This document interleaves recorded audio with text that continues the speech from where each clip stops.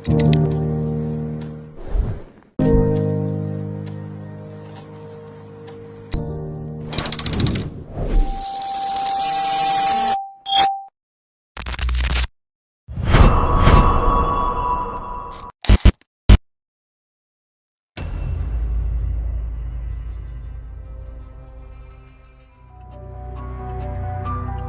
the silence of a tomb, store a story that continues to live.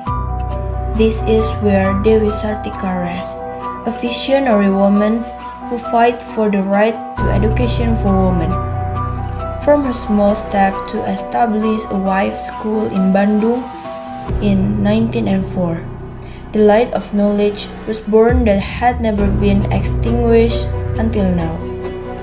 Here is the story of remembering the pioneering spirit of Indonesian women's education, from a modest home to a school that became a beacon of change.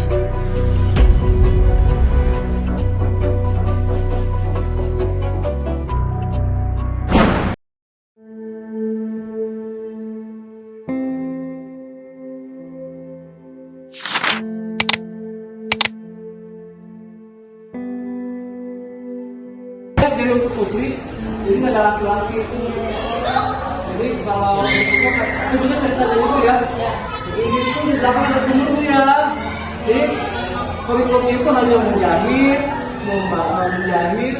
memasak, mencuci, mengurus anak, seperti itu. Kalau baca itu pekerjaan wanita. Oh, tidak ada pelajaran mata pelajaran. Tapi tadi di sana di kuburan dijelaskan katanya di makam, maaf. Dijelaskan bahwa Dewi Sartika itu mengajarkan kepada anak-anak juga berbagai bahasa. Iya. Oh, Bu Dewi mah pintar. Iya. Tapi ya dia. Bahasa Belanda paling utama penjagaan Belanda pada itu. Ya, jadi Bu Dewi itu pertama sekolahnya kan di sini. Kalau dirimu kalian tahun lalu, jadi itu ada tanah yang bukan lalu ya di sini keluar itu ada tanah yang sudah dipakai sampai saat ini dipakai. Itulah sekolah tempatnya di belakang rumahnya bu ya, di belakang rumahnya Ibu Dewi. Karena siswanya semakin banyak, 1904 itu di sini sampai sekarang. Namanya Bunga Sekolah Tes Keutamaan Istri. 1992 didirikan, namanya Sekolah Istri. Nah, 1912 kalau tidak salah, jadi Sekolah Keutamaan Istri. Lama-lama Ibu Dewi sudah meninggal, ya kita tunggu diteruskan, yaitu Sekolah SKKP dulu di sini ada. Siapa yang tahu kepanjangan SKKP? Ayo ditanya. Hadiah umroh Sekolah Kesejahteraan Kepandaian Putri. Jadi siswanya semua perempuan, tidak ada laki-laki. Bahkan gurunya juga perempuan semuanya. Hanya guru olahraga laki-laki seorang. Apa yang diajarkan pada itu meneruskan citra dari Ibu Dewi Sartika. Zaman Ibu Dewi juga siswinya itu belajar memasak, menjahit, merenda, ya kan, mencuci, menyetrika dan cara-cara mengurus anak atau bayi. Karena wanita itu kesana kedepannya kan akan menjadi calon ibu rumah tangga. Jadi oleh Ibu Dewi selain belajar berhitungnya ada, bahasanya juga ada, olahraga pun ada, ditambah itu belajar cara seperti SKKP yang meneruskannya. Nah, Ibu Dewi itu mempunyai cita-cita semboyannya, yaitu semboyannya apa Pak Dani? Cager, bener, pinter, singkat. Sager, bager, bener, pinter, sagernya sehat kita ya, benernya kita ya baik-baik itu. Kalau pinternya kita belajar jadi pandai. Terus singernya apa coba singer? Terampil, sigap, tidak pulen gitu ya. Tapi sigap gimana ya caranya supaya ini sigap? Itu namanya terampil. Itu adalah semboyan dari Ibu Dewi Sartika. Nah, setelah ini didirikan oleh Ibu Dewi setelah seizin uaknya dan menjadi Bupati Bandung yang tempatnya di pendopo di belakang BRI itu kan sekarang menjadi kantor wali kota ya. Nah itu asalnya uangnya Bupati Bandung bekerjanya di situ. Beliau datang menghadap ke uangnya meminta didirikan sekolah. Alasannya apa? Karena muridnya semakin banyak. Asalnya mah 20 orang nggak mau di banyak. Rakyat biasa, rakyat jelata. Jadi karena Ibu Dewi mah senangnya kepada anak-anak di bawah masyarakat. Jadi dekat kepada anak-anak. Ibu rumah tangga juga diajarkan. Sekolah anaknya dipikir ke toko. Naon alat nu digunakan kabarna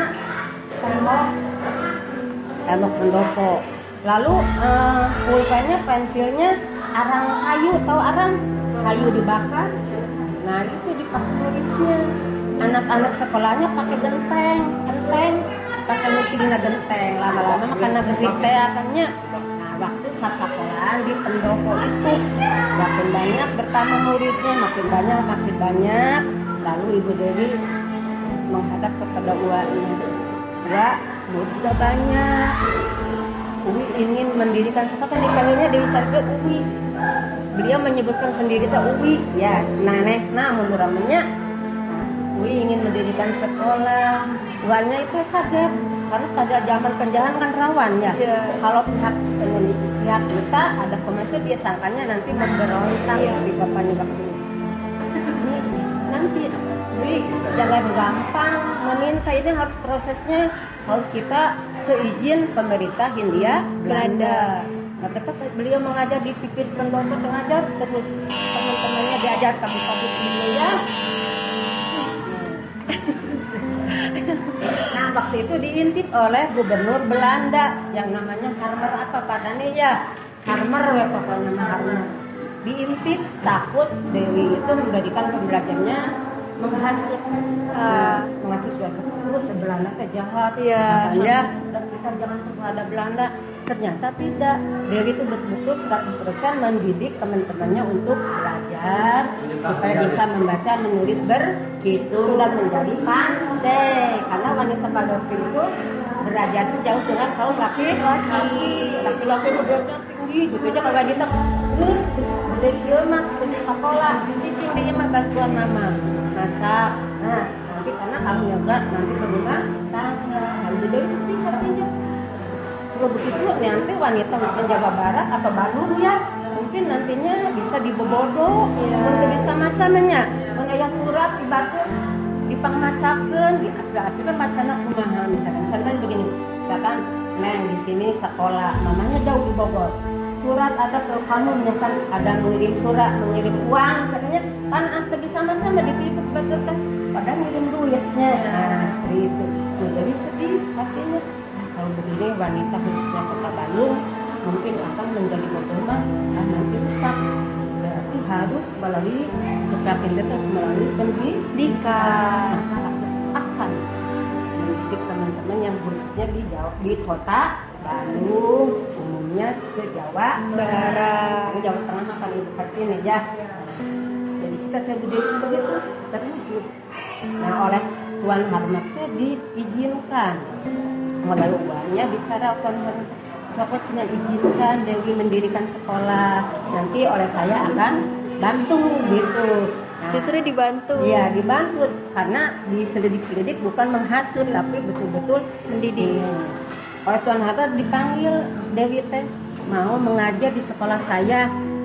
Kan sekolah saya berarti di Kota Bandung sekolahan khusus orang-orang Belanda kan. Dewi karena anti akan penjajahan ditolak langsung. Maaf saya tidak bersedia untuk mengajar di Tuan misalnya karena saya ingin ada kita ingin mendirikan sekolah. Nah, waktu itu diizinkan si Tuan Muhammad teh kaulanya silakan baca izinkan supaya ini ya. Nah besoknya ada petugas ke rumahnya yang jalan simpang sana. Ibu Dewi rumahnya jalan simpang itu habis itu udah nggak langsung mau kerja ya. Nah di antara itu tentang utusan Neng Uwi hari ini dipanggil sama Uwa untuk menghadap. Waktu sana di ajudannya, kalau dulu sekarang mah ajudan ya, kalau dulu mah atunya naonnya mantir ke nanti itu sampai ke sana ke Uwanya Udah itu deg-degan tapi tak salah gitu ya, ada apa ini saya ditanya. Datang di sana, terus gua mau angkat tangan di bicarakan, sok coba mau mendirikan sekolah pek. Itu di sana di kebon sawu. Lain kebon sawu namanya ini. Jadi kan namanya kan kebon sawu, kampung kebon sawu. Gang itu dia gangnya. Nah di situ aja mendirikan sekolahnya. Betapa gembiranya Bu Dewi sudah diizinkan luarnya ulur langsung kepada suaminya, bukan suami kita mah bobogohan kemainya waktu itu mah bukan ini yang ini nih Raden Soma Negara itu intinya suami Anggah ini beliau itu ada kebetulan guru di Karang Pamulang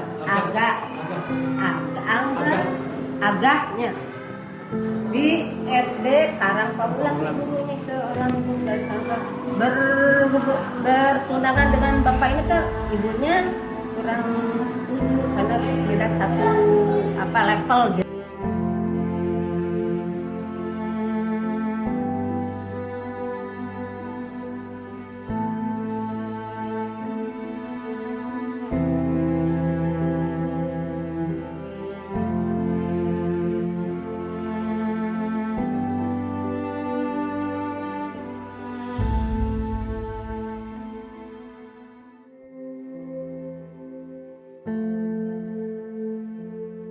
Selamat pagi Ibu. Tadi Di sini kita sudah bersama penjaga makam Dewi Sartika. Ibu boleh perkenalkan dirinya? Kenalkan, nama saya Bu Nani, penjaga makam Karanganyar, para Bupati Bandung dan satu pahlawan nasional dari Jawa Barat, itulah Ibu Dewi Sartika. Ibu penjaga di sini untuk bersih-bersih sekitar tahun 92 udah di sini, dan rumah di belakang makam.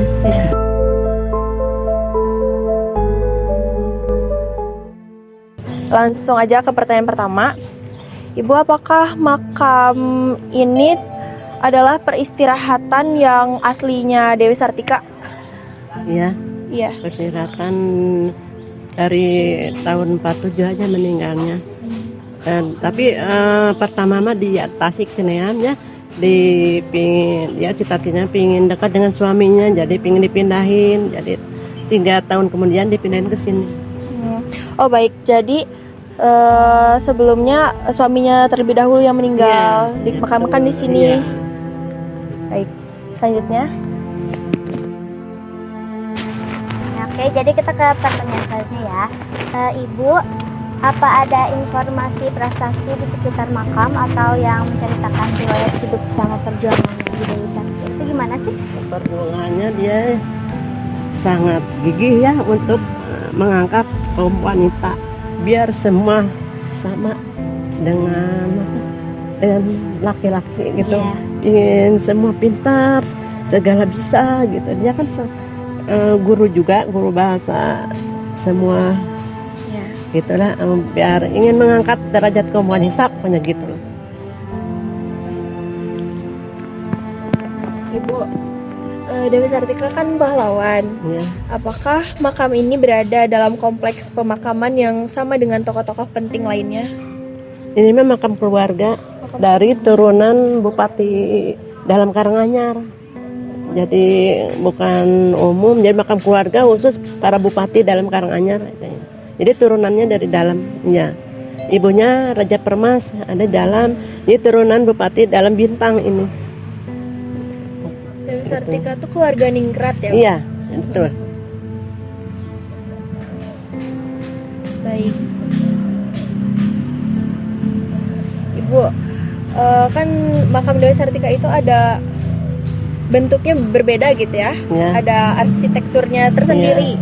Apakah ada makna dari arsitektur makam Dewi Sartika itu? Ada dia untuk ciri khas pahlawan nasional untuk dikasih tugu itu. Gitu.